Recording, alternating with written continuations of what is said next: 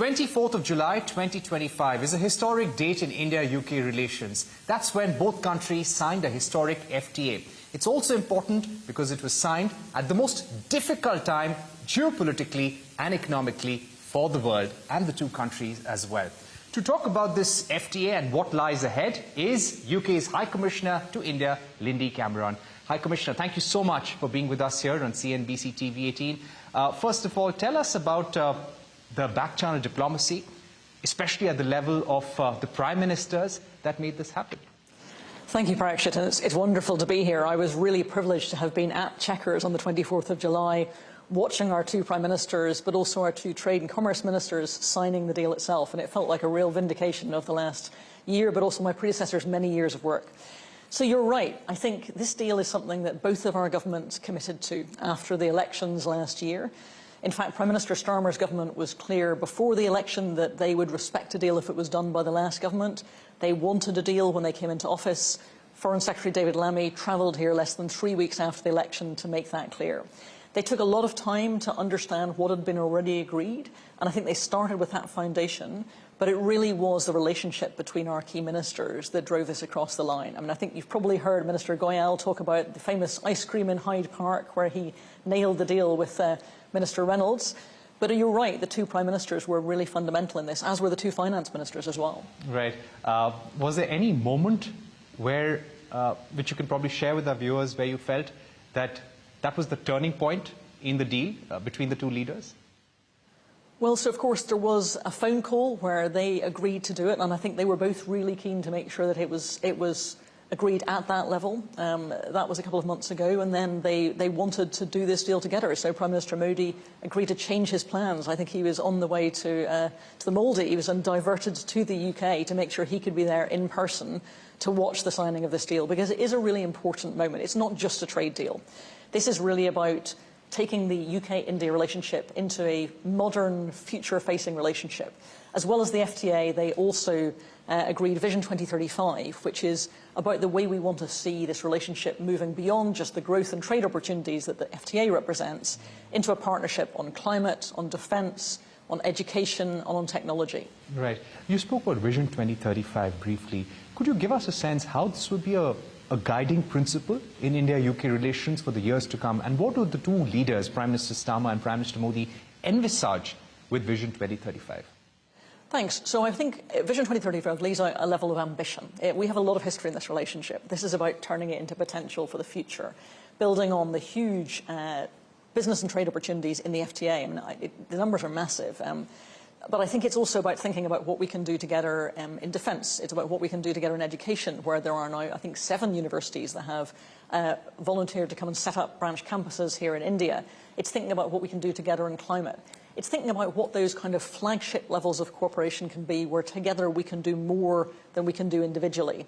And you see that perhaps in the technology and security area, where our two national security advisors agreed the Technology and Security Initiative that allows us to collaborate on cutting-edge frontier technology that benefits both of our national security as well as both of our economic growth. Right. In terms of now operationalizing the FTA, what's the timeline that we're looking at? What is the intent? 1 month has gone by since the signing of this historic deal. What are some of the indicators in terms of expediting the operationalization of this FTA?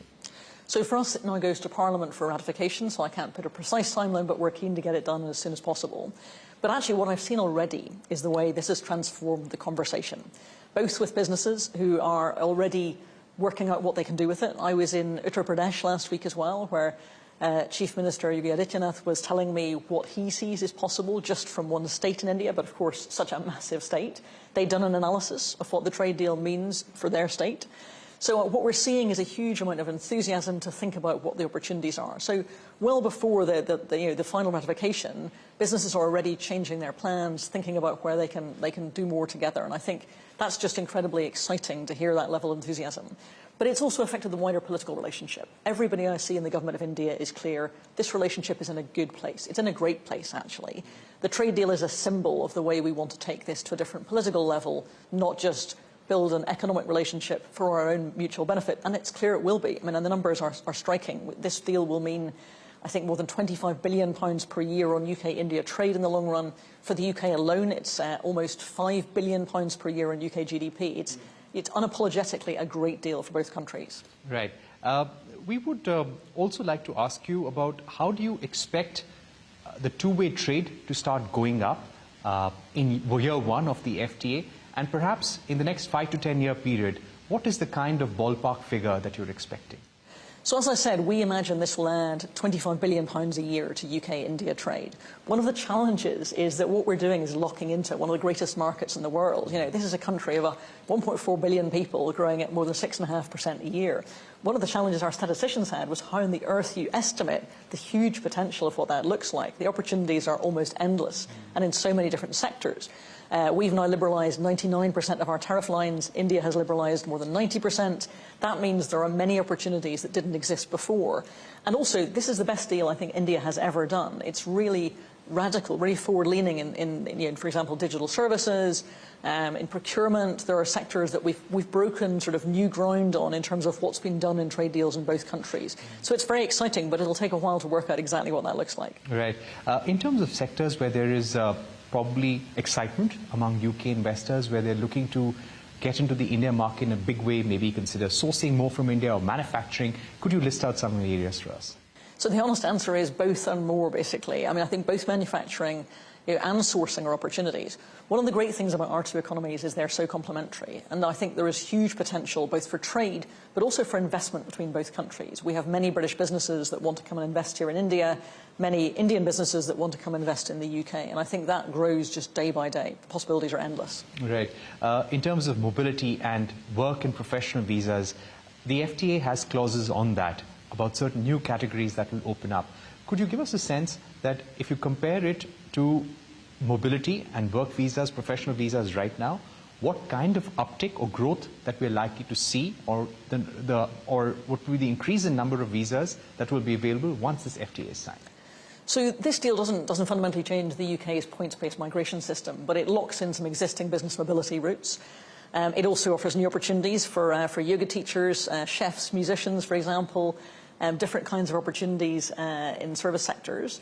But also, one of the big asks from India was the double contribution convention that makes it easier for businesses to post workers in the UK where they don't have to pay national insurance for the first 3 years they're there, which means they're not effectively paying double for that. So it's really deepening that kind of relationship, particularly at the business level, that allows for increased mobility in a way that means that we can see better collaboration between the two economies. Right. The negotiations of the bilateral investment treaty, I believe this was a very important aspect for the UK government and UK investors.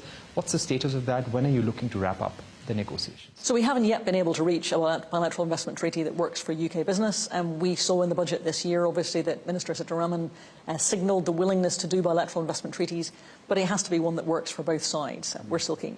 Right. This is coming also at a time when there are two wars going on. There are tariff wars, trade wars going in. So how important will this India-UK FTA be at such a disturbing and difficult time globally?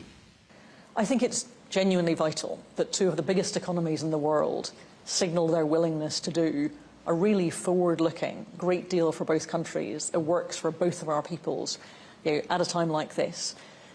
We are really committed to a free and open trade regime. Every government has to decide its own policy, but we're genuinely delighted to be locked into the kind of future market that a country with 1.4 billion consumers offers. Right. Specific product lines and asks that were there from the UK government on automobiles, on Scotch whisky, for example. Is the UK industry satisfied, and do you see a significant jump in those areas? So I think the Scotch whisky industry is absolutely delighted, as I think are many Scotch whisky consumers here in India. I think it's the one where there's genuine pleasure on both sides, gin as well. I think that I've seen huge enthusiasm. One of the striking things when you look at the coverage of the deal in both countries afterwards was I think that most people think that we mostly both got most of what we wanted. Obviously, nobody ever gets everything they want in a trade deal, but actually I think everybody recognises this was a pretty good deal for both sides. Right. My final two questions, ma'am. One would be, this is not just an FTA, as you said, that this will shape our political relations for the next few years. How do you see India-UK ties growing from here? which are the areas where you feel that India and UK will collaborate very, very closely? And I'm not just talking about trade and business, I'm talking about strategic ties, about Indo-Pacific, about defence. Absolutely. So defence is one of the key elements of the Vision 2035 partnership that the two Prime Ministers agreed to. We see increased potential interoperability, increased ability to do defence production together. So there are lots of opportunities. We have signed a very forward-looking 10-year defence industrial partnership as well as part of this relationship. But also I would call out climate change, energy security, and education in particular, possibly my favourite, the huge potential. We already, India is a massive market for students, for example, but actually what I'm really excited by is you now see students actually coming to India to study in British universities.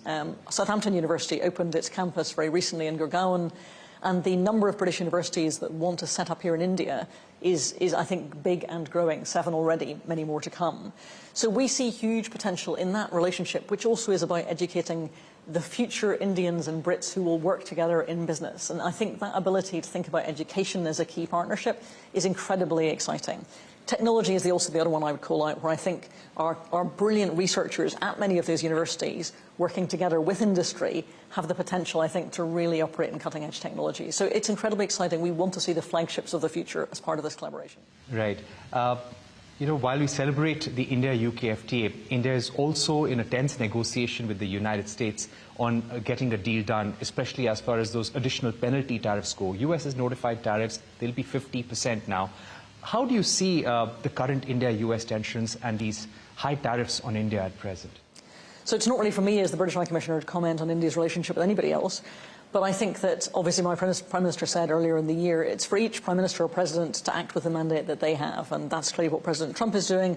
We are acting in our own interest, and that interest is very clearly about having an amazing relationship with India, locking ourselves into one of the fastest growing, in fact, the fastest growing major economy, a future superpower.